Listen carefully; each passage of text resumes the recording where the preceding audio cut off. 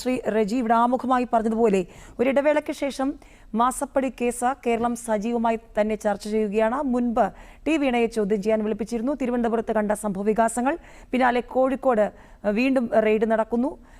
കോഴിക്കോട് മുഹമ്മദ് റിയാസ് MLA-യുമായി ബന്ധപ്പെട്ട സുഹൃത്തുക്കളുമായി ബന്ധപ്പെട്ടൊക്കെയുള്ള പരിശോധനകൾ, ഇതിനിടയിൽ ഡയറി കുറിപ്പ്. ഏതായാലും മാസപ്പടി ആരോപണത്തിൽ തുടങ്ങി ഇപ്പോൾ ഹവാല ആരോപണം വരെ കേൾക്കുന്നു. ഇതിനിടയിൽ ഫെമാ ലംഘനം, സിം കാർഡ്, ഡയറി കുറിപ്പ്, അങ്ങനെ ഒരുപാട് നാടകീയമായ സംഭവങ്ങൾ തന്നെയാണ് കേരളം കാണുന്നത്, ചർച്ച ചെയ്യുന്നത്.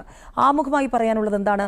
ഈ കേസ് മുറുകുമ്പോൾ ഇതിനൊടുവിൽ എന്ത് എന്ന് എല്ലാവരും ഉറ്റുനോക്കുകയാണ്. വരും ദിവസങ്ങളിൽ ED എന്തൊക്കെയായിരിക്കും മുന്നോട്ട് വെക്കുന്നത്? വാർത്താക്കുറിപ്പ് വരെ ഇറക്കുന്ന അസാധാരണമായ നടപടികൾ എന്താണ്? നോക്കൂ ലക്ഷ്മി, ഇടതുപക്ഷത്തെ വലിയ പ്രതീക്ഷയോടെയാണ് 2016 കേരളത്തിലെ ജനങ്ങൾ അധികാരത്തിലേറ്റിയത്. ഏറിക്കഴിഞ്ഞാൽ സാധാരണക്കാർക്ക് വേണ്ടിയും പാവപ്പെട്ടവർക്ക് വേണ്ടിയും തൊഴിലാളി വർഗത്തിന് വേണ്ടിയും സേവനം ചെയ്യുകയും ഭരണപരമായ കാര്യങ്ങൾ നിർവഹിക്കുകയും അങ്ങനെയാണ് ജനങ്ങൾ പ്രതീക്ഷിച്ചത്. എന്നാൽ അതിന് പകരമായി അഴിമതിയും സ്വജനപക്ഷപാതവും നടത്തിക്കൊണ്ട് ഇപ്പോൾ പുറത്തു വരുന്ന വാർത്തകളനുസരിച്ച് ജനങ്ങളുടെ മുമ്പിൽ അപഹാസ്യരാകുന്ന ഒരു ഇടതുപക്ഷത്തിൻ്റെ ചെയ്തികളെ സംബന്ധിച്ചാണ് നമ്മൾ ചർച്ച ചെയ്യേണ്ടി വരുന്നത്. തൊഴിലാളി വർഗ പാർട്ടികളെന്ന് പറയുന്നത് സാധാരണക്കാർക്ക് വേണ്ടി ചെയ്യേണ്ടതാണ്. പക്ഷേ ഇവിടെ മുഖ്യമന്ത്രിയുമായി ഉള്ള അടുപ്പത്തിൻ്റെ ഫലമായി അദ്ദേഹത്തിൻ്റെ മകൾക്ക് മാസപ്പടി ലഭിക്കുന്നു. അത് സംബന്ധിച്ചുള്ള അന്വേഷണം അത് 2-3 ഏജൻസികളാണ് ചെയ്യുന്നത്. അതായത് ഇൻകം ടാക്സ് അന്വേഷണം നടത്തി, ഇൻകം ടാക്സ് ഇന്ദിരം ഫ്രോഡ് ഓഫീസ് അന്വേഷണം നടത്തി, ED അന്വേഷണം നടത്തി.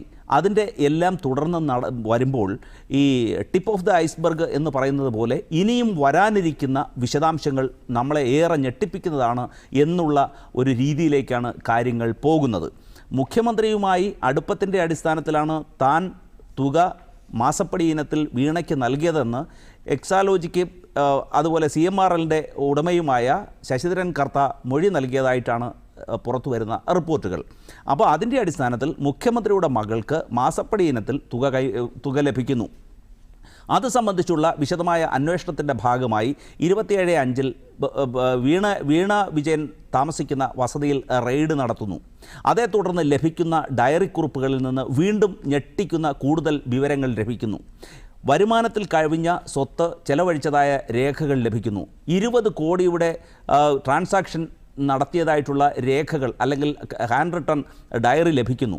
അപ്പോൾ ഇത് എങ്ങോട്ടേക്കാണ് പോകുന്നത്? 85 ലക്ഷം രൂപ വിദേശത്തേക്ക് അയക്കുന്നു. അപ്പം ഇവിടെ മണി ലോണ്ടറിങ് ആക്ടിൻ്റെ പരിധിയിൽ ഇത് വരുന്നു.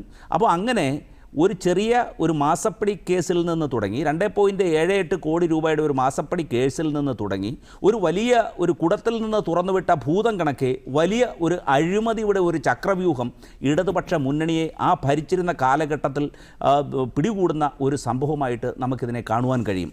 അപ്പോൾ ഇടതുപക്ഷം എന്ന് പറയുന്നത് അഴിമതിക്കെതിരെ നിരന്തരം പോരാടുന്ന ശബ്ദമുയർത്തുന്ന ഒരു പാർട്ടിയായിട്ടാണ് കേരളത്തിലെ ജനങ്ങൾ കാണുന്നത്.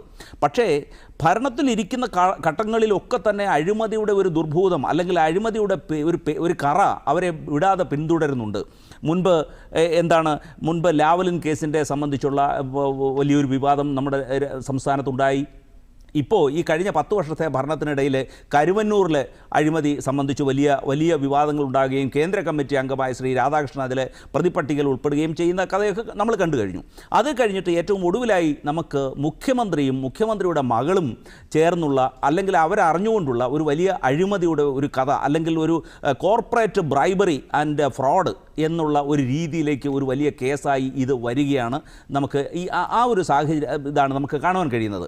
അപ്പോൾ ഞാൻ ഓർക്കുന്നത് ഇത് സംബന്ധിച്ച് ഇങ്ങനെ മുഖ്യമന്ത്രിയുടെ മകൾക്ക് എക്സാലോജിക്ക് കമ്പനി എന്ന കമ്പനിക്ക് CMRL നിന്ന് പണം അനധികൃതമായി ലഭിച്ചിട്ടുണ്ട് എന്ന് 2023 ഓഗസ്റ്റ് 10 അന്നത്തെ ബഹുമാന്യനായ MLA ശ്രീ മാത്യു കുഴൽനാടൻ നിയമസഭയിൽ വിഷയം ഉന്നയിച്ചപ്പോൾ വളരെ ക്ഷോഭത്തോടുകൂടിയും പ്രതികരിച്ചു അന്ന് മുഖ്യമന്ത്രിയായിരുന്ന ശ്രീ പിണറായി വിജയൻ.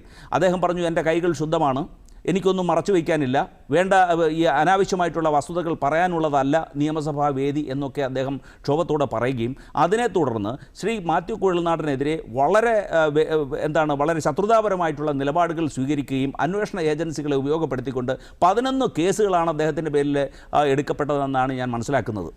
അപ്പോൾ അങ്ങനെ എൻ്റെ കൈകൾ ശുദ്ധമാണെന്ന് അവകാശപ്പെട്ട പിണറായി വിജയൻ്റെ മകൾ ഇന്ന് ഈ അന്വേഷണത്തിൻ്റെ പുരോഗതി, അന്വേഷണത്തിൻ്റെ ദിവസങ്ങൾ കഴിയുന്നതോടുകൂടി ഇതിൻ്റെ ദുരൂഹത വർദ്ധിക്കുകയും ഇതിൻ്റെ കോംപ്ലിക്കേഷൻ, ഇത് വലിയൊരു കോംപ്ലിക്കേറ്റഡ് രീതിയിലേക്ക് ഒരു സിനിമാ കഥ പോലെ ദുരൂഹതകൾ ചുരുള് അഴിഞ്ഞുകൊണ്ടിരിക്കുന്ന ഒരു കാഴ്ചയിലേക്കാണ് കേരളം അത്ഭുതത്തോടെ നോക്കിക്കാണുന്നത്.